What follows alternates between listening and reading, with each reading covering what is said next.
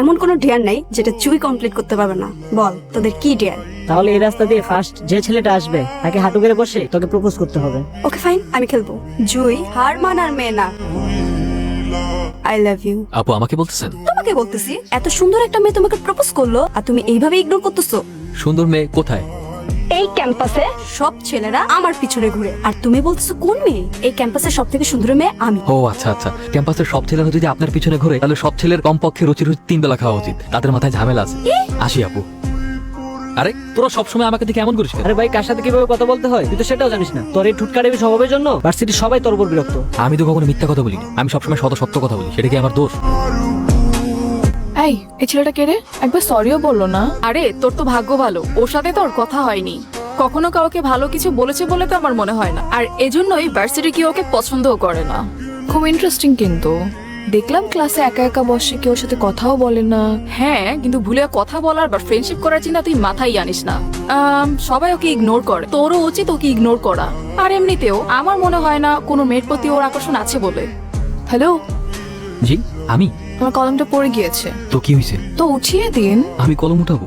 আমাকে কেন উঠাতে হবে? আরো তো অনেকেই আছে তাই না? ইয়েস স্যার, আমি জানি ক্লাসে অনেক মানুষ, কিন্তু আমি চাই কলমটা আপনি উঠান। ভালো থাকবেন আপু, আসি। এখানে থাকলে হয়তো কলম উঠাতে আমার পড়াশোনা আর হবে না। হ্যাঁ, গাধা নাকি আমি? আপু, এই গাধার বাচ্চা নাম্বারটা দিত, ওর লাইফ আমি হেল্প করে দিব। ঠিক আছে, লে।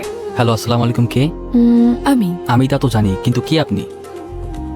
আমার পরিচয় জেনে আপনার কি হবে? আপনি আপনার পছন্দ মতো আমাকে একটা নাম দিয়ে দিন না। আশ্চর্য, আমি তো আপনাকে চিনি না, নাম কি করে দিব? চেনেন না চিনে যাবেন, কথা বলতে থাকেন, আস্তে আস্তে এমনিই চিনে যাবেন। আমি একজন অপরিচিত মেয়ের সাথে কেনই বা কথা বলবো? কারণ পরিচিত কেউ তো আপনার সাথে কথা বলে না। বাবা ডেকেছো? তুমি নাকি বডিগার্ডদের তোমার সাথে ভার্সিটিতে যেতে নিষেধ করেছো?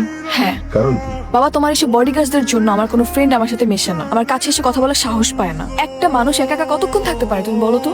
অনেক তো হয়েছে বাবা, অনেক হয়েছে। আমাকে চাপ দেয়ালের মধ্যে অনেক বন্দি করে রেখে আমি তো বড় হয়েছি, এবার একা ছাড়ো। চাঁদেল বলতে তুমি কি বুঝাচ্ছো? তোমাকে তো আমি বন্দি করে রাখিনি, না তো তোমাকে কোথাও যেতে নিষেধ করছি। আমার মেয়ের লাইফ যাতে রিস্কে না পড়ে এই জন্য বডিগার্ড রেখেছি। আর বডিগার্ড রাখাটা আমাদের পারিবারিক রীতি। কাল থেকে তুমি বডিগার্ড নিয়ে ভার্সিটিতে যাবে, এটা আমাদের পারিবারিক রীতি। কিন্তু বাবা, তোমার এসব বডিগার্ডরা সেদিন একটা লোককে নির্মম ভাবে মেরেছে, বিনা দোষে কারো গায়ে এভাবে হাত তোলা রাইটস কারো নেই বাবা। বিনা কারণে ওকে শাস্তি দেওয়াটা যথেষ্ট লজিক্যাল ছিল।